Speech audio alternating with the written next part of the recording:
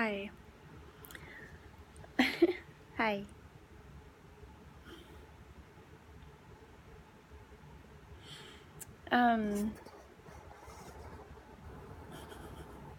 So my cat and I just meditated, and I'm doing this experiment where I'm meditating as a part of a 100-day experiment. Today was day 1 of a 100-day self-connection experiment where I'm meditating and then I'm going to make a video afterwards. This was inspired by Kyle Cease and Evolving Out Loud. If you haven't heard of him, I would definitely check him out. So I'm going to talk to you as if you were me, and hopefully the benefit from the person that's on the other side of the screen also receives what I'm talking to that's coming through me. So what came through in this last meditation, I have so much to say, and my mind is so full of so many thoughts, and it's interesting to be the objective observer of all of that, because it puts you in a space where you're watching your mind and seeing how it changes and seeing how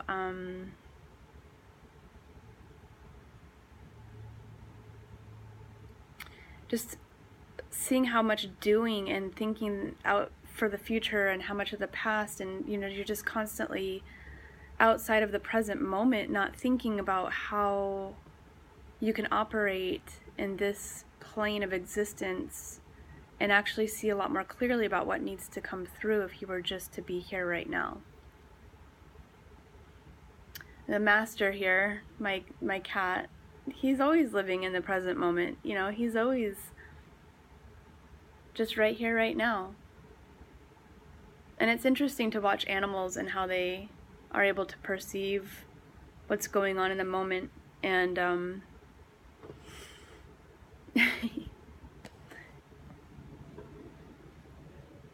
there are good teachers about how to also relax into the moment and see what's really trying to come through. So I've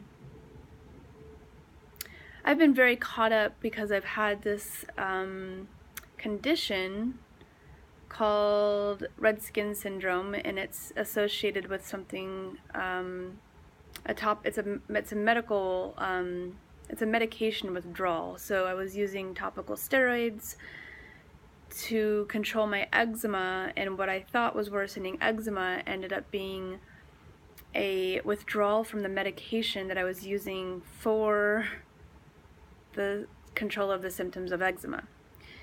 And those drugs are over-the-counter corticosteroids, but there's also prescription strength that I was using for a period of time as well. And what ends up happening is that the skin has this rebound period, or this withdrawal period, which manifests in rash and itchy hot lesions and red face and red skin. Some people have it from head to toe. The skin's one contiguous organ, so it's spreading down my back now, in places that I never had eczema before. But dealing with that has actually brought me into a place of presence and understanding and awareness of what's really trying to come through, and that I'm not just what I appear like on the surface, and that there's some deeper stuff here, which has obviously motivated me to dig a little deeper and start doing this meditation practice so that I can see that's what's really trying to radiate from the inside out, and what's really trying to come to the surface and be seen. So, I'm a practitioner of Chinese medicine. I also work with nutrition and mindfulness and yoga and qigong and body work and all of that kind of stuff. And I've been on a seeking path, seeking outside of myself for the answers in one realm or another, one modality or another. And now that I'm completing my doctorate, I'm coming full circle into this place where I'm realizing that it really is just all about a connection within. And that if you're lacking that connection within, you're going to be fundamentally at a state of not being able to observe what's going on and what's really trying to emerge from within. I don't want to use the comment of lack. I just want to say that, there's a place of be understanding that you are a whole being. You're not broken. You don't need fixing. And what is underneath all of that underlying consciousness, the underlying awareness of even the consciousness of the body, of the experience here, that is what is always intact, and that is what is always whole, and that is what is always accessible at any moment in the present moment. And it's exciting to me to really kind of just find this foundation. And I've always known it's there. I like to connect to nature, obviously animals, obviously plants and things that are around me, hiking and, doing all these different things that really connect me to that are an external source of present moment awareness. But now I'm tapping into something that's deeper, and all of these other things start coming up, and I start realizing that there's more to address here than just what I can tinker with in the physical aspect. So,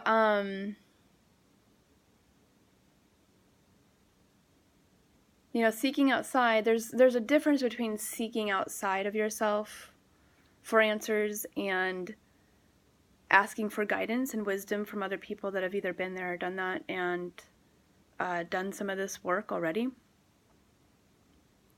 And I think that that's where I've been in this place where I've been having a hard time as a practitioner, feeling like I needed to have it all figured out and that I could fix myself with the tools that I had already gained at this point in my education.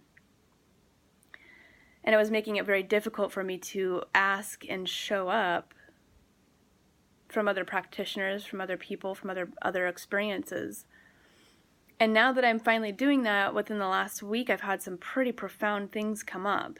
And I'm able to start this process of integration instead of being at odds with myself, instead of judging myself for what I look like, instead of judging myself for not having all the answers, instead of judging myself for any host of societal or parental or partner or any kind of pressure that had been put upon me, educational, any of that, to be able to solve this on my own and be able to be perfect. And now that I'm in this place where I can be open to the fact that I am a whole person to begin with, I'm not broken, I don't need fixing, and from that place, I can start focusing on what does need to be paid attention to and what's showing up. And the things that are showing up in my skin are the things that need attention. And where does all this stuff come from? Why is this happening? Well, we have a lot of different things to talk about on that. I mean, we can talk about, the pharmaceutical industry and the medical industry and the toxins that we're exposed to in our environment and in our food and in our medications. All of these things add up in the body for sure. I'm not even going to discount that at all, because I think that that's really important, gut healing and all of these different ways to kind of go about healing the body from the inside out. But I'm talking about from the psyche and from the self, and from Chinese medicine talks about it as the shun, and having a connection and an integration with the pieces that you might not feel are whole, or that might feel like are the negative or darker sides of ourselves, and trying to disassociate from those are actually hindering us from healing. And after kind of doing some deep diving into this, what I'm finding is that there's an inner child that either in one way or another didn't receive what needed to be received on an unconscious level before our prefrontal cortex was being developed, or was developed and intact. We were taking on all of these beliefs subconsciously from our parents, from our environment, from relationship, whatever it might be, siblings, authority, teachers, whatever it might be, and internalizing those. And this is what has become who we decide who we are in the world and how we navigate in the world. And we've built these stories of who we are in the world, and they're not always fully intact. They're not in the truth of who we really are. And what I've been doing through this work that I've been working with other practitioners on is trying to integrate some of those things that I might not have been feeling as a little girl complete with, or okay with, or I put up a block, or I did I protected myself in some way or another. And the physical manifestation of that is these ailments. And I've dealt with different things from anxiety to chronic pain, and now eczema and skin conditions. I've actually had eczema my whole life, but this new topical steroid withdrawal manifestation is another kind of layer on top of that. And I can see a drastic change in my skin when I'm present and when I'm able to turn to that little girl and ask what she needs. When I'm able to turn to my body, and instead of acting like it is in opposition to my experience as a conscious being, I realize that I'm the guide, and I am the guardian of that little girl, and that my body is a reflection of me being able to pay attention to what's going on in the moment. And if I'm pushing away any of those sensations or feelings and denying myself, or telling myself that they're not healthy, or that they're not a part of me, or that I can't identify with them or associate with them, I'm doing a disservice, because then I'm just actually pushing down all of those things that are really trying to literally come to the surface at this point. Some of the things that I've dealt with were a little bit more subtle. Some have been really loud.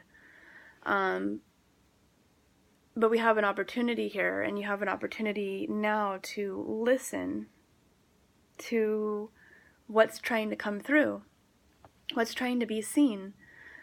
And I see this little girl that just wants to be seen, and she's a beautiful, bright, brilliant person that in some way or another didn't receive the attention that she needed when she was a little girl, and she learned behavior patterns to receive attention by having ailments or illness or one thing or another, and she picked up these behaviors and have now manifested them in her adult life.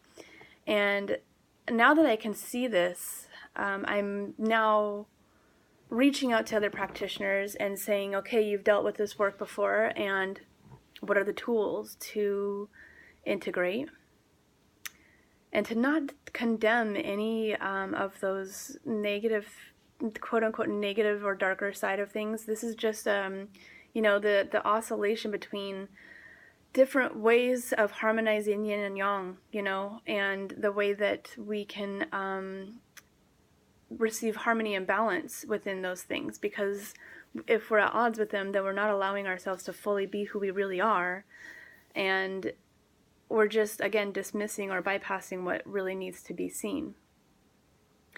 That being said, denial sometimes can be a really healthy emotion. It can be the first stage of what we need to go through in order for us to integrate in a way that our nervous system and our bodies can kind of get on board slowly and incrementally, so that we can handle some of the stuff that's gone on in our lives. And trauma is a big part of this. And if you're a little child and you've put up these protective boundaries against the trauma that you've experienced in your life,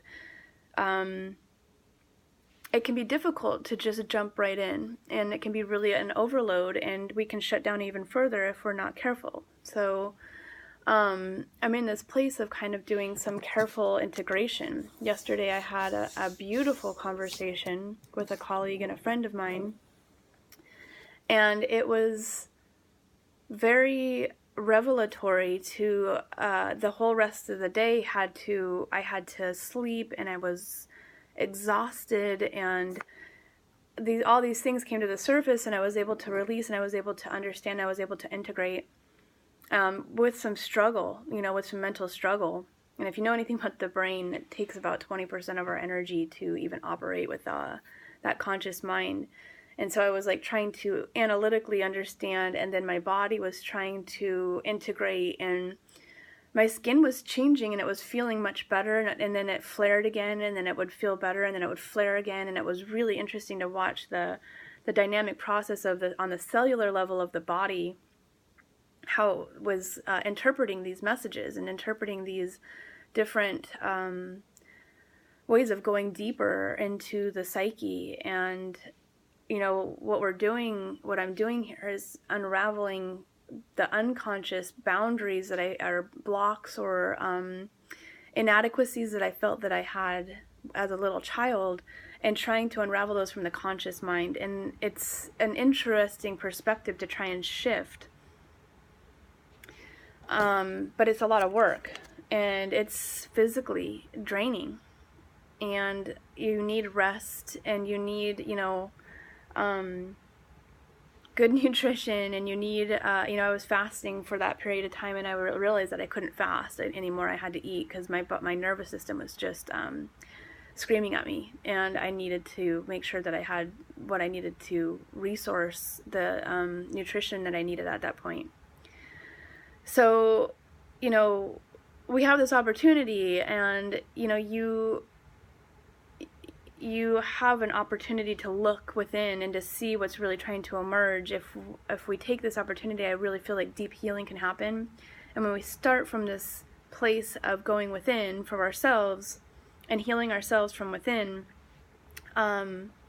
this beautiful thing can happen, because when we start to understand what those tools are and how to help ourselves, we can also hold space and presence and empathy and understanding and compassion for others that are going through the same thing. And that's not easy to do when you haven't done this work, when you haven't seen the depths of your own self and the vulnerabilities that are there, and allowed yourself to be vulnerable. If you're constantly putting up these defenses, then it's really difficult to see other people in those vulnerable states when they're acting out or doing something in one way or another. You just want to shift blame and point out the flaws within them, but really that's a reflection of what's going on within you, and you have an opportunity to see deeper within yourself if you were able to just look and turn the tables just a little bit. So, paying attention to the reflections of the people that trigger us, and the people that are really showing us who we are to the depths of our core, and what needs to show up and be seen. And then aligning ourselves with people and practitioners that can help us through that and coming through it. I've been taking a shower today, so this is really raw, but this is day one. So I want to talk a little bit about discipline, but I think I might save that for a little bit later. I'm going to talk about just talking to the little girl. The discipline piece is that I'm just going to commit 100 days to myself and meditating and creating a video every day about what it's coming through. But discipline has two terms, right? It has two meanings. There's discipline in the negative, I'm going to get spanked. And then discipline in the, I'm doing this for myself so that I can show myself that I can do something and be committed and give myself the love and attention that I need. So it's interesting that discipline has these two different kind of meanings, but really, if we discipline ourselves, the discipline is really supposed to come out of a place of love and understanding and compassion and self-care. So I'm interested to see, I'm glad that this video isn't like awesome and that I don't look amazing, because I'm interested to see the transformation that's going to happen within the next 100 days. And then we'll be reflecting back on this next 100 days, and I'll see that, oh, that's where I was, and look how far I've come along this way. So I encourage you to do the same thing. If you have an opportunity to sit, don't watch that show, or don't watch that, don't distract yourself with Facebook. Just take an hour to yourself and sit with yourself. And it doesn't have to be in any particular way. You can do walking meditation, you can do sitting, you can do whatever feels comfortable to do. You can lay in the bath and meditate. But do something that helps you create that space for yourself. And congratulate yourself for doing that, because it's giving your mind and your space some freedom. It's exercising your mind and your heart and the love that's within, so that you can become stronger. And it's really important to do these things so that we can find the self-care and the self-love within. And that's just going to ripple outward into every relationship, and it's going to be amazing when you have these things to reflect back on and say, look how far I've come. Have an awesome day.